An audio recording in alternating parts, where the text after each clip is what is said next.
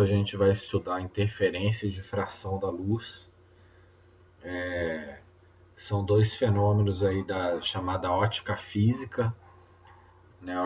Existe a ótica geométrica e a ótica física. A ótica geométrica a gente abordou aí na aula anterior, né? Que é quando você usa ali um raio de luz, né? Você pega uma régua e traça ali a trajetória da luz como uma linha reta.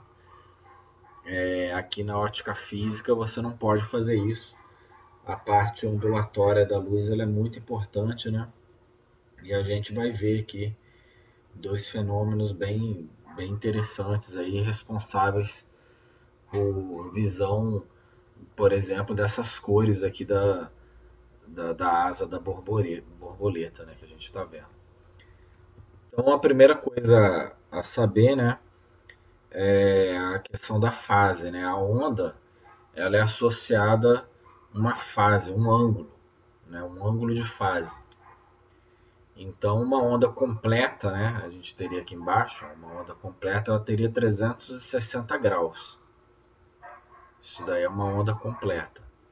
E aí você tem as frações, né, meia onda 180 graus, um quarto de onda 90 graus, né? Então, você associar um ângulo à posição ali da onda, ela é muito importante aí para esse estudo aí que a gente vai fazer, né? Diferença de fase, né? Então, uma onda ela pode ter aí uma diferença de fase. Aqui você vê essa onda azul e a vermelha, elas estão com uma diferença de fase de 90 graus, né? Aqui elas já estão com uma diferença de fase de 180 graus. E essa diferença de fase, ela vai ser bem importante aí quando você for estudar a interação entre as ondas, né? Porque, por exemplo, uma diferença de fase dessa aqui de 180 graus, isso daí pode ocasionar de uma onda anular a outra, né, naquele ponto. Né? Naquela posição ali, você pode ter ali uma chamada interferência destrutiva. Né? Ou se elas estiverem em fase, vai ter uma interferência construtiva, por exemplo, uma reforçar a outra no determinado ponto. Aqui a gente tem um sistema simples, né? Onde você pode fazer duas ondas idênticas variarem a fase. Né? Elas podem variar a fase quando elas atravessam meios diferentes, porque há um encurtamento do comprimento de onda quando ela passa no meio de maior índice de refração. Então isso daí nos primeiros problemas aí vai ter algum problema aí relacionado a essa fórmula aqui. Aqui é a diferença de fase, o comprimento, né, do obstáculo, comprimento de onda original, né, da luz, e aqui os dois índices de refração. Você pode determinar aí a diferença de fase entre uma e a outra, né? Uma vai acabar se atrasando em relação à outra. A interferência, ela pode ser construtiva, tá vendo? Se elas estiverem em fase, elas tiverem aqui uma alinhadinha com a outra, o pico de uma com o pico da outra, você vai ter um reforço. Ou pode ser destrutiva. Você vê uma tá com o pico para cima, outra com o pico para baixo, seria uma diferença de fase aí de 180 graus, né, ou um múltiplo disso. E aí acontece um cancelamento, né, uma região de escuridão. E se não for nem uma interferência perfeita construtiva e nem perfeita destrutiva, você vai ter um resultado parcial. Né? A diferença de fase entre elas, quanto mais próxima for de zero ou de 360 graus, mais próxima de construtiva vai ser. Né? Que seria esse exemplo aqui que a gente está vendo. Você vê que a diferença de fase entre uma onda e a outra é bem pequena, né? Próxima de zero, então ela fica mais construtiva. Já se a diferença de fase for mais perto de 180 graus, então vai ser, né, majoritariamente destrutivo. Experimento de Young. Então esse aí é um experimento famoso, né, para mostrar que a luz ela é uma onda, né? Então nesse experimento você vai ter uma fonte de luz, vai ter um obstáculo com dois orifícios, dois buraquinhos aqui, né? Tamanho quase desprezível. Aí você vai emitir essa luz, o que vai acontecer é que esses orifícios aqui, eles vão funcionar como uma nova fonte de luz, né? Você teria uma fonte de luz aqui e outra aqui. Aí o que acontece? Pela ótica geométrica, se você traçar um raio aqui, ó, com a régua, o que você deveria ter? Você deveria ter a luz se propagando em linha reta, formando um clarão aqui, né? Se você pegar aqui e passar em linha reta. E se você passar outra com a régua aqui, ó, de S0 passando em S2 e colidindo lá no anteparo, no final, teria outro clarão aqui. E o resto seria escuridão. Né? Você teria aqui um clarão aqui nessa direção, outro clarão aqui nessa outra, e o resto tudo escuridão. Só que isso não acontece. Não acontece, né? Porque como a luz ela é uma onda, né? A cada ponto aqui né, pelo princípio de Huygens aí que a gente já viu, cada ponto da frente de onda funciona como uma nova fonte e aí vai ter propagação para todos os lados e vai ter uma rede de interferência aqui no anteparo, de forma que no meio eu vou ter o chamado máximo central. Aí aqui eu teria o primeiro máximo em cima e o primeiro máximo de baixo. Aqui eu teria segundo máximo de cima, segundo máximo de baixo. Teria outras franjas, né, que a gente chama aqui de franjas, só que aqui só está mostrando o máximo central, primeiro máximo, segundo máximo de cima, né, primeiro máximo, segundo máximo de baixo. E eu teria aqui o primeiro mínimo, segundo mínimo, primeiro mínimo aqui e aqui também, né, e o segundo mínimo aqui em cima, aqui, terceiro mínimo aqui também. Então eu teria regiões alternadas de máximo e mínimo. Então isso daí que prova que a luz ela é uma onda. Porque se a luz ela fosse uma bola de matéria, né, segundo o Young, né, ela deveria formar apenas um clarão aqui, né, se a ótica geométrica ela valesse, né, você formaria um clarão aqui e um clarão embaixo. Como que funciona? Nessas regiões claras, elas são formadas por interferência construtiva. Repara que o pico de uma onda está alinhado com o pico da outra. Então elas vão formar uma franja clara, né, quando isso acontece. Aqui eu tenho outra formação de franja clara, ó, que eu tenho o pico de uma alinhado com o da outra. Já aqui eu tenho um mínimo, né, uma região de escuridão, que o pico de uma está defasado aí de uns 180 graus ou qualquer múltiplo disso, né, da outra. Então eu tenho uma onda anulando a outra, uma com pico para cima, outra com pico para baixo, elas se cancelam e formam ali a região escura. Então as regiões claras são formadas por interferência construtiva, né? E as escuras por destrutiva. Aqui a gente tem uma fórmula, né? A gente pode trabalhar ou com ângulo, né? Ou com ângulo da posição chamada posição angular, esse ângulo θ. Ou pode trabalhar com a posição mesmo em milímetros ou centímetros. Então depende do que o problema pede, né? Se o problema pedir posição angular, você usa essa fórmula aqui, né, e calcula. Você vai achar um ângulo, ou em radiano ou até mesmo em grau. Se for a posição em milímetros ou centímetros, você vai usar essa outra fórmula aqui. Então, essas duas fórmulas aqui, elas são para calcular claridade, né? As franjas claras são os máximos. E essas duas de baixo, elas são para calcular as franjas escuras, né? Os mínimos. Uma coisa importante a ser vista, né? Ao aplicar essa fórmula, quando você troca o m por zero, você vai estar achando o máximo central.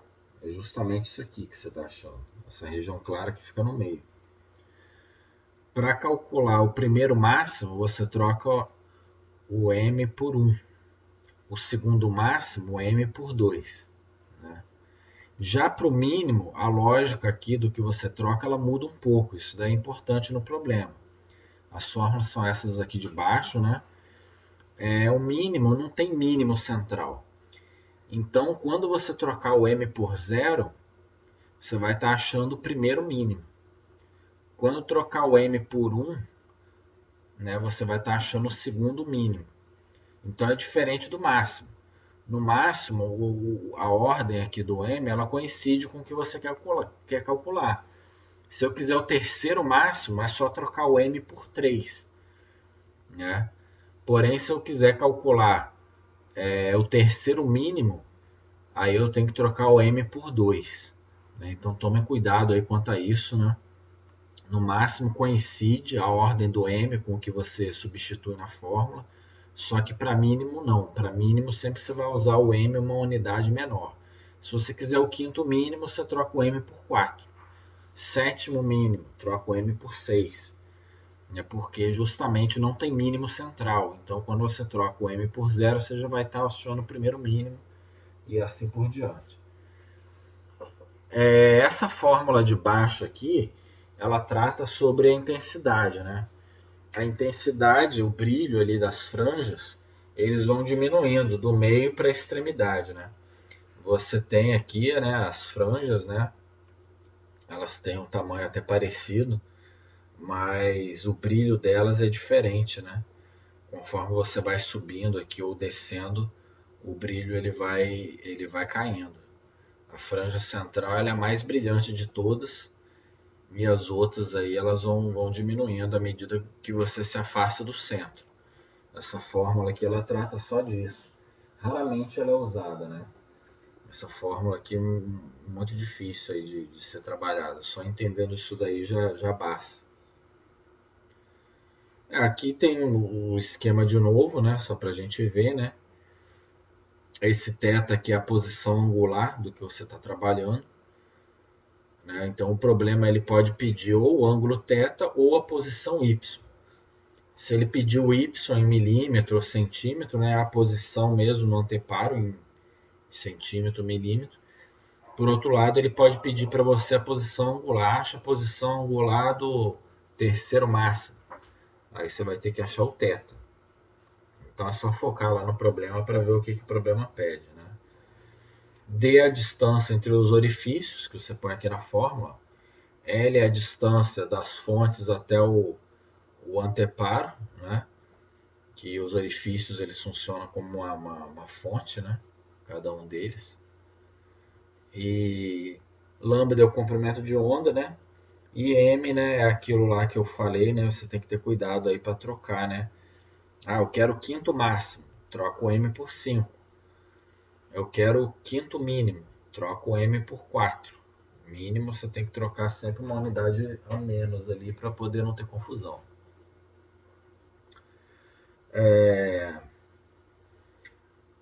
Vale falar, né? O que ocasiona uma onda ela chegar defasada, né? Aqui elas chegaram juntas, ó. E aqui elas chegaram defasadas, né? O que ocasiona isso daí? Ocasiona que, se você reparar nessa situação aqui do meio, a onda que veio de S1 ela andou mais do que a onda que veio de S2. Né? A onda que saiu aqui de S2 ela percorreu um caminho menor do que a onda que saiu de S1. E é justamente essa diferença de caminhos, né, que é chamada de delta aqui. Ó. O delta é a diferença de caminho entre uma e outra. O delta aqui é o tanto que a onda que saiu de S2 nesse desenho, né, ela andou a mais do que S1. Aí tudo vai depender do delta. Se esse delta ele for um múltiplo inteiro de comprimentos de onda, a interferência é construtiva. Por isso essa fórmula aqui que a gente tem. Já se for um múltiplo semi-inteiro, né, metade de um comprimento de onda, lembra que metade de um comprimento de onda você tem aqui, ó, 180 graus ó, de defasagem.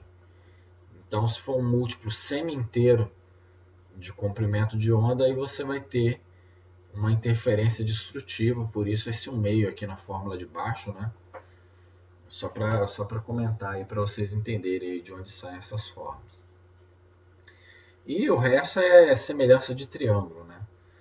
Se você aplicar aqui uma semelhança de triângulos aqui, né? Você chega a esse resultado aqui que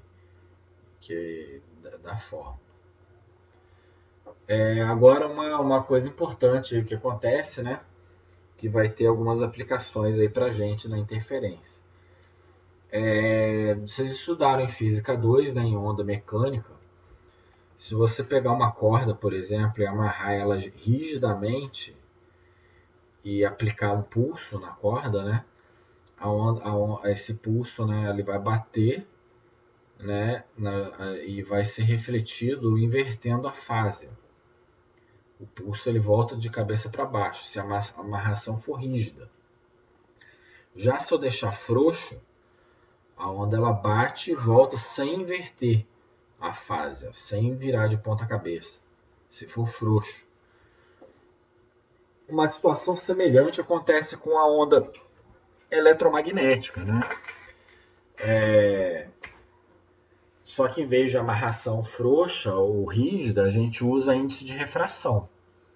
Se a onda ela refletir num índice de refração menor,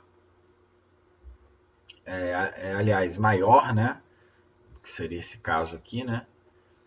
Aqui a onda ela está refletindo, isso aqui seria, por exemplo, ar à esquerda e vidro à direita. O índice de refração do vidro é maior. Então a onda, quando ela bater, ela vai inverter a fase aqui, né? Vai ocorrer isso, a fase dela vai inverter. Já se ela for do vidro para o ar, por exemplo, ela está aqui no vidro, a onda está aqui dentro do vidro, bate na interface, né, do vidro para o ar. Então ela bateu no índice de refração menor, né, e ela não inverte a fase. Então isso daí vai ter algumas aplicações para a gente. Em refração não há mudança de fase. Lembrando que refração é quando uma onda atravessa de um meio para o outro. Ela atravessa. Já na reflexão ela pode ter essa mudança de fase aqui, ó, desde que a onda ela vai incidir aí num índice de refração maior do que o meio que ela veio. Então isso daí tem aplicação nos chamados filmes finos, né? Então nos filmes finos é basicamente o seguinte: você teria aqui uma onda, né? Primeiro ela bate aqui e é refletida de volta. Aí você tem aqui o 1, né? A primeira onda que veio da reflexão direta. E essa mesma onda ela pode também sofrer refração, aí não vai mudar nada. E ela vai bater aqui na segunda interface, né? Aí pode ocorrer ou não mudança de fase, né? E ela vai ser refletida de volta e vai refratar de novo. E aí se tornaria essa onda 2. Aí a interferência entre essa onda 1 e 2, ela pode ser ou construtiva ou destrutiva. Depende da quantidade de inversão de fase. O que acontece? Ó, tudo depende desse filme fino. Aqui eu tenho 3 meios. Eu tenho o meio A, né? Eu tenho o meio B e tenho o meio do filme. Então aí eu tenho índice de refração 1, índice de refração 2, índice de refração 3. Então, se a interferência, né, ela vai ser construtiva, ela vai formar um máximo, né? No caso do índice de refração do filme, ele foi intermediário, de acordo com essa fórmula aqui. Já forma uma interferência destrutiva, né, de acordo com essa fórmula aqui, se o índice de refração N2 ele for intermediário. Intermediário seria, por exemplo, aqui valer 1, aqui valer 2 e aqui valer 3. Então o valor dele está no meio. O valor está no meio dos outros dois. Se o valor dele for extremo, aí eu vou ter que usar o bloco de fórmulas aqui de baixo.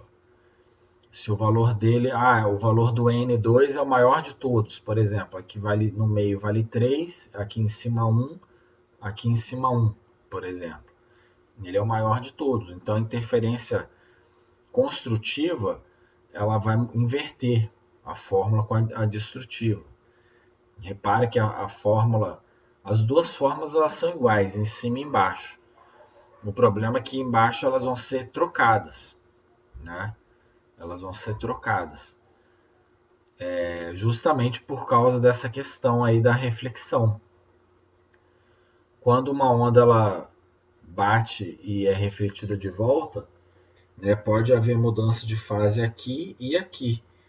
Aí pode acontecer o caso de uma mudança de fase anular a outra, né? Ou então uma não anular a outra. Em exercício eu vou mostrar isso aí melhor, né? Porque você usa as fórmulas. Só que basicamente quando você pegar um problema aí com 3 meios, né? É um problema que você tem um meio aqui, outro meio aqui, outro meio aqui.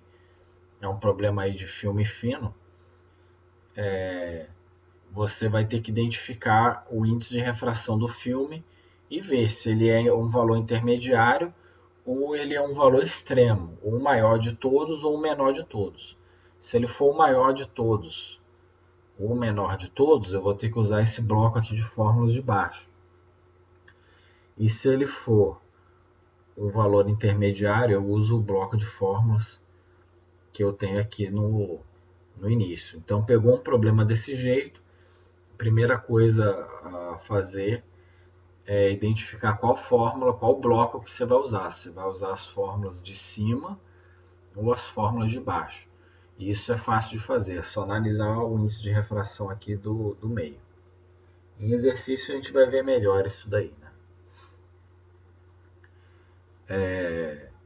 Isso daqui é um exemplo de filme fino, né? Uma bolha de sabão, por exemplo, né? Você vê que ela é multicolorida. Por quê? Porque a espessura dela é variável, né? Essa espessura L aqui, ó, de uma bolha de sabão, ela é variável, ela não tem a mesma espessura. Se ela tiver a mesma espessura, ela teria uma cor só. Se uma bolha de sabão tivesse uma espessura fixa, ela ia ter uma cor só, ela não ia ficar colorida, né? Ela ia ficar ou só azul, ou só verde, só vermelha, né? Ela é multicolorida justamente por causa da variação dessa espessura aqui, que a gente usa aqui na forma. Aí você vai ter interferência construtiva para vários comprimentos de onda ali, né? Causando esse efeito colorido. Outro exemplo que a gente dá, pena de pavão, né? Esse brilho, né? Também é por conta disso. Interferômetro de Michelson.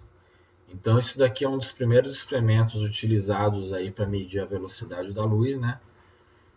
Basicamente você tem uma fonte, né? E você tem espelhos, né? Dois espelhos, M1 e M2, né?